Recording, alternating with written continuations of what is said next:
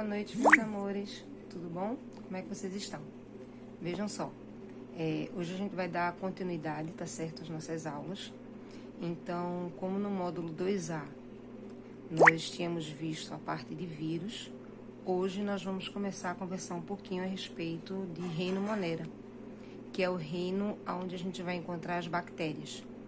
Então, a gente vai ver algumas características da bactéria e vai ver também algumas doenças bacterianas, ok? Assim que vocês assistirem a aula, eu posto lá a atividade. Da mesma forma como a gente tem feito ultimamente, ok?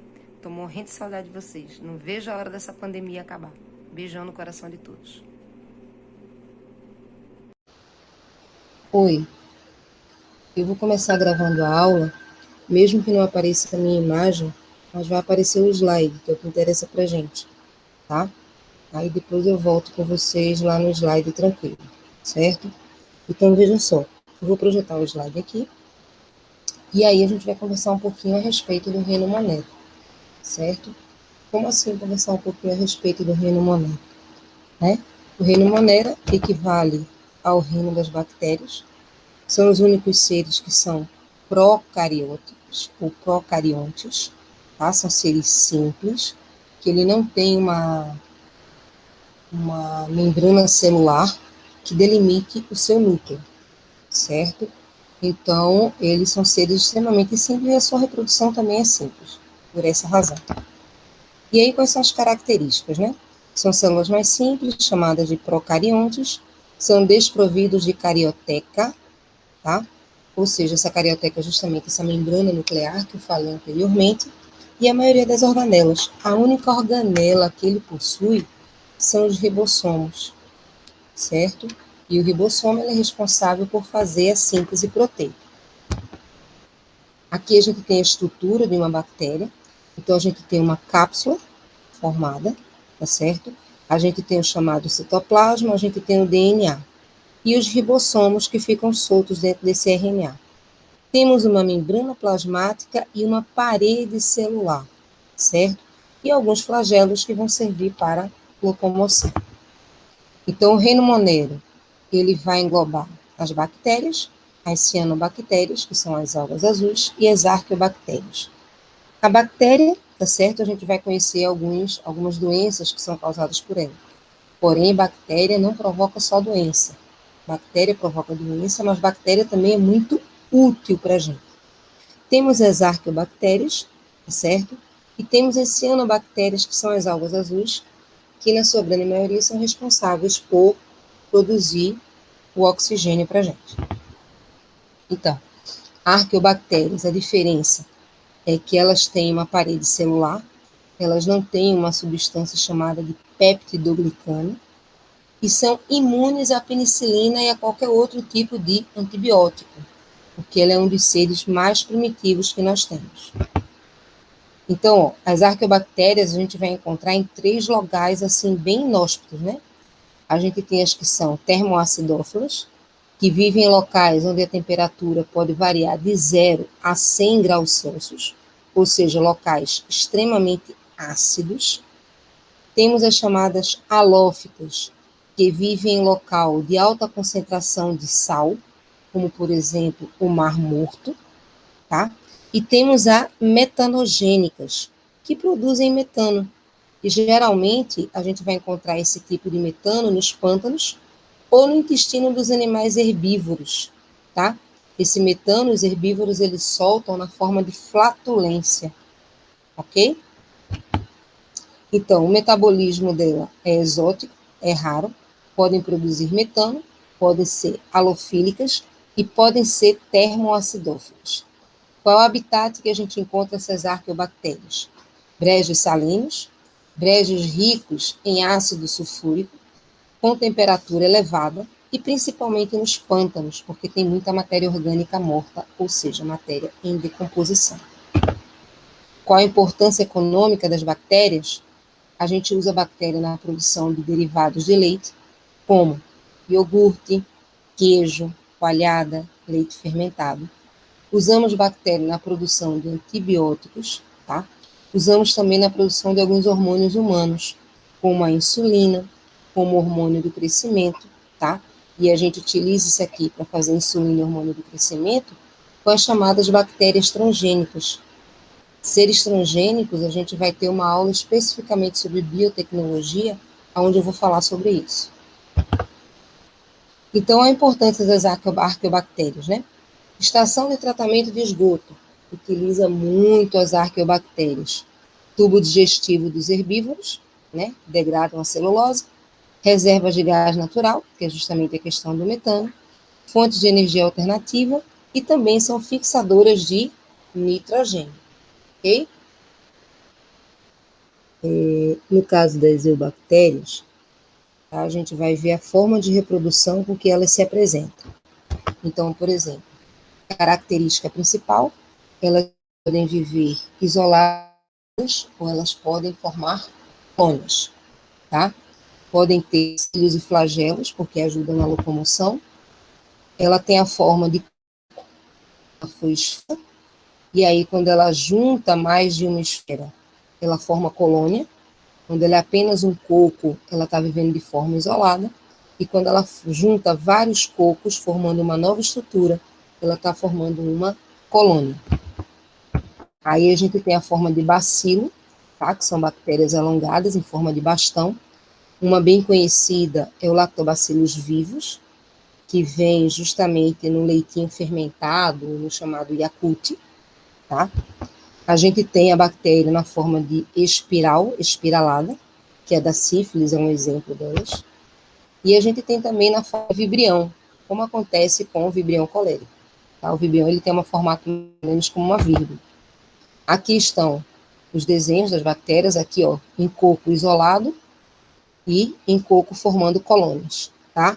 Bacilos isolados e bacilos formando colônias, certo? Aqui é a estrutura bacteriana, que a gente já tinha visto lá na frente. O método de nutrição. Elas são autótrofas porque elas sintetizam o próprio alimento. Fotossintéticas, convertem a energia do sol em energia química. Ela pode ser quimiosintética por oxidação, quando ela forma o metano, quando ela forma a amônia, e aí ela precisa do oxigênio. O tipo de nutrição heterotrófica, ou ela é parasita, ou ela é decompositora. Parasita quando ela vive à custa de outro ser vivo. Decompositora quando ela se mantém viva através da matéria orgânica morta. E aí ela é chamada de saprófitas. A forma de respiração, elas são aeróbicas, quando necessitam de oxigênio. São anaeróbicas, quando elas não sobrevivem na presença de oxigênio. E são aeróbicas facultativas, quando ela precisa do oxigênio ou quando ela tem ausência desse oxigênio. Então, veja que ela pode usar o oxigênio de várias formas distintas, certo? Precisando dele, morrendo na presença dele, ou vivendo na falta ou na presença dele. A forma de reprodução assexuada é a mais conhecida, que é por bipartição. Então, uma bactéria aplica o material genético e forma duas novas bactérias, que são chamadas de células filhas, idênticas à célula-mãe. Então, a reprodução dessa bactéria por bipartição, ou também chamada de cisciparidade, olha lá, material genético, duplicado esse material genético, duplicado a célula. Assexuada, cisciparidade ou bipartição, a célula-mãe, e as chamadas células filhas. A assexuada por conjugação, ele forma uma ponte citoplasmática chamada de peeling e troca material genético. Então, essas duas bactérias, elas saem um pouco melhoradas com essa troca. Na transferência, o que acontece? Uma bactéria doadora e uma bactéria receptora. Então, a receptora vai receber um pedacinho do DNA daquela que doou, vai incorporar esse DNA ao seu DNA, e quando ela se reproduzir, esse DNA vai para as duas células que ela vai formar. Então, aqui, olha, o peeling, tá? Mesma coisa, sexuada por transferência. A troca do material genético e as duas, ó, saindo com o mesmo material genético, certo? Elas saem fortificadas com isso daí. Nesse processo aqui, as pessoas que costumam tomar antibióticos sem prescrição médica, realmente chega um momento em que ela toma tanto um determinado medicamento e quando ela tiver aquela infecção bacteriana e for tomar aquele medicamento, ele não vai fazer mais efeito. Por quê? Porque a bactéria criou uma resistência àquele medicamento, tá? Isso acontece com muita frequência para quem se automedica. Aqui, ó, a gente tem a reprodução e transferência genética, que é o caso do bacteriófago, que é o vírus que contamina a célula bacteriana. Esse exemplo daqui está melhor. Veja só, transdução. Então, a bacteriófago, que é o vírus, a bactéria. Ele injeta o material genético e esse material genético vai se acoplar ao material genético da bactéria. Olha só, tá? Ele vem, coloca o material, ele vai se unir ao material da bactéria, o DNA da bactéria, vai formar novos bacteriófagos que vão sair com os dois materiais genéticos, igual esse aqui. Tá? Isso aqui é uma transdução. Um outro exemplo de transdução, olha lá, colocando material genético, multiplicando, quebrando a célula, porque ela mata, né, o processo lítico, e soltando novos bacteriófagos. E a transformação, onde vai ter entrada de pequenos fragmentos de DNA pela parede celular da bactéria, certo? Olha lá, a célula bacteriana, pequenos pedaços, ó, migram para uma outra célula, ligam-se à superfície dessa célula receptora e vai formar uma célula transformada, com os dois materiais genéticos. A esporulação é quando a bactéria ela tem capacidade de se transformar em esporos. Geralmente isso acontece quando o ambiente não é favorável para isso. E ela, na forma de esporos, ela pode permanecer durante anos. É o que acontece com o Clostridium tetani, ou seja, a bactéria que causa o tétano. Ele é um esporo, tá? E aí ele pode ficar no ambiente por muitos anos. A gente vai ver as duas mais na frente, certo? As bactérias, elas podem ser gram-positivas ou gram-negativas. Gram-positiva é aquela que tem uma camada de peptidoglicano na parede celular, e a gram-negativa é aquela que dificulta a penetração do antibiótico. Lembra que eu falei agorinha, que ela cria uma certa resistência a determinados antibióticos? Geralmente são bactérias gram-negativas. A bactéria gram-positiva, o antibiótico ele penetra na célula com mais facilidade, certo? Então, olha aqui, ó, o esquema da bactéria, a parte da célula removida, a membrana plasmática, porque ela penetra mais fácil nessa parede, ok? E aqui, a negativa, ó, o esquema da bactéria, ela tem uma membrana plasmática que vai dificultar a entrada desse antibiótico para combater aquela bactéria, certo? E aí ela vai ficando cada vez mais resistente, ok? E aí a gente vai ver essas dentro em breve.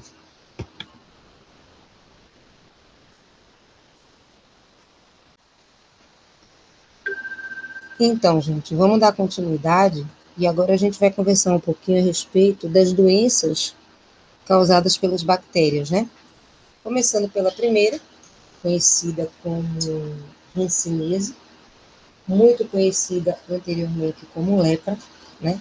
É uma doença que é silenciosa, ela vai provocando determinadas feridas no corpo e essas feridas, elas são indolores, ou seja, você não consegue sentir dor, você aperta, você fura a ferida, aquela manchinha esbranquiçada e você não sente dor, tá? A lepra você tem que tomar muito cuidado porque ela pode simplesmente, vai comendo a pessoa aos pouquinhos, e as pessoas começam a perder os dedos, perder a mão, tá? Ela vai comendo a pessoa de dentro para fora, certo? É uma doença de contágio que eu digo direto, pessoa a pessoa.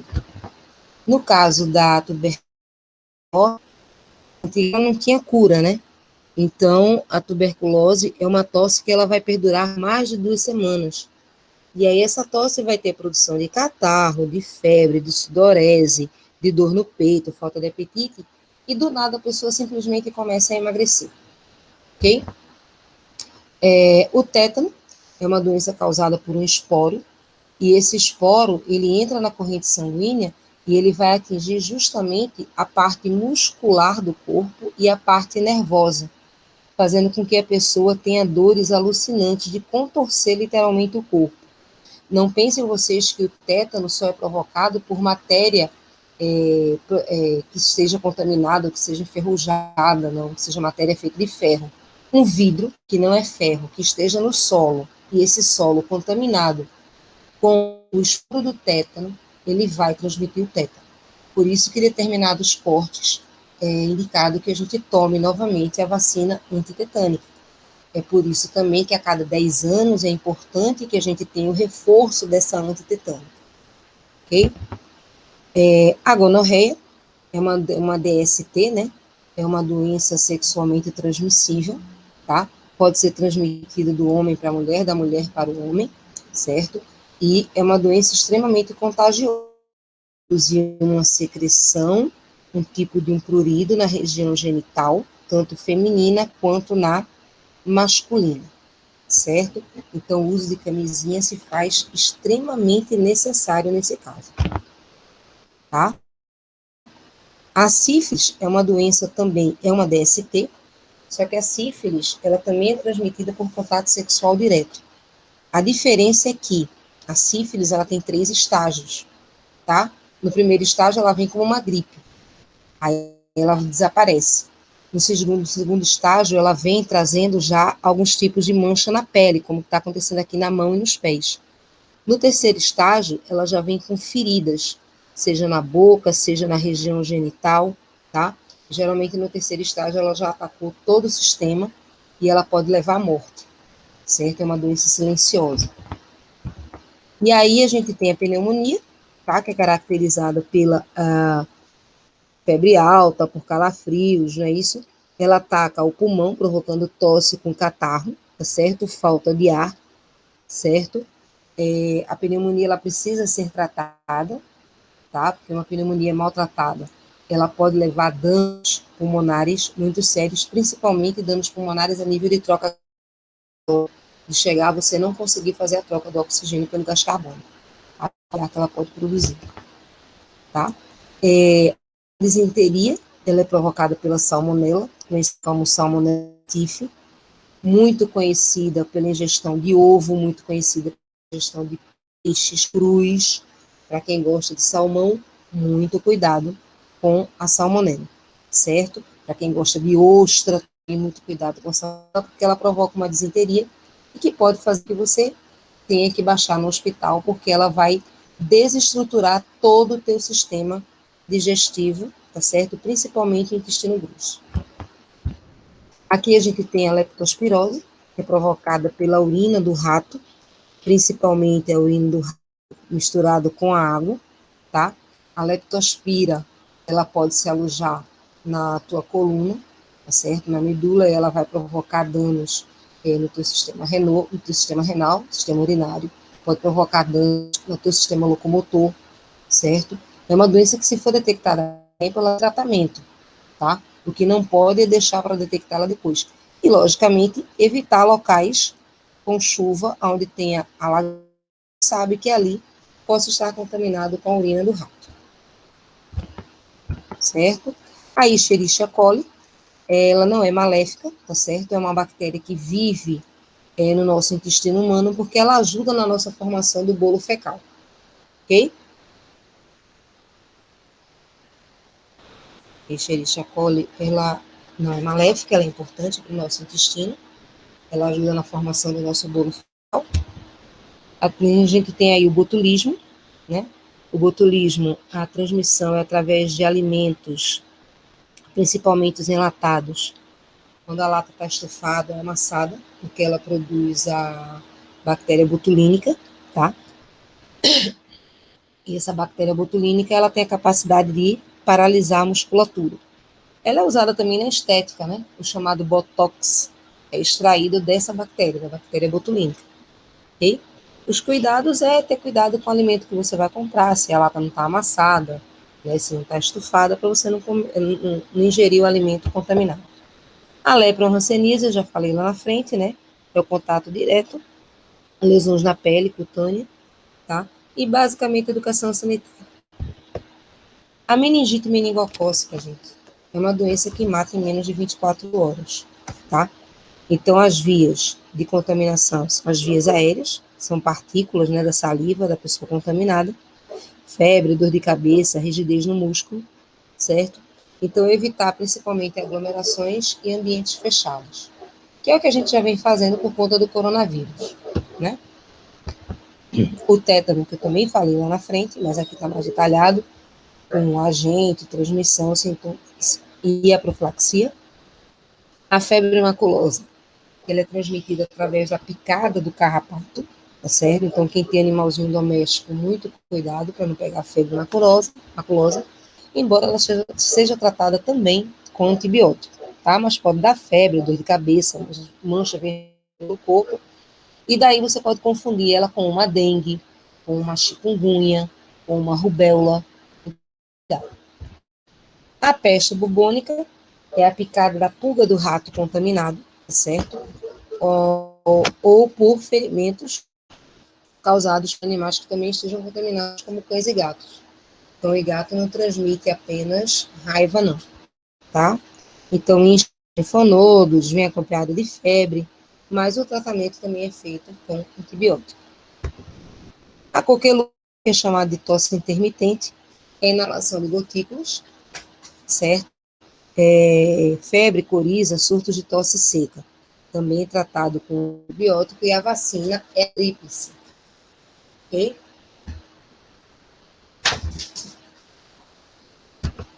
A difteria ou croup, tá? É a inalação também das gotículas, né, que estão no ar, e a inflamação das cavidades nasais, laringe, faringe, pregas vocais, ok? Podendo provocar a morte por asfixia, porque vai dar uma coisa chamada de edema de glota. A tuberculose, que eu falei lá na frente, que é a tosse intermitente. O cólera, que é o vibrião colérico, né? Ingestão de água ou alimento contaminado. Isso provoca forte diarreia.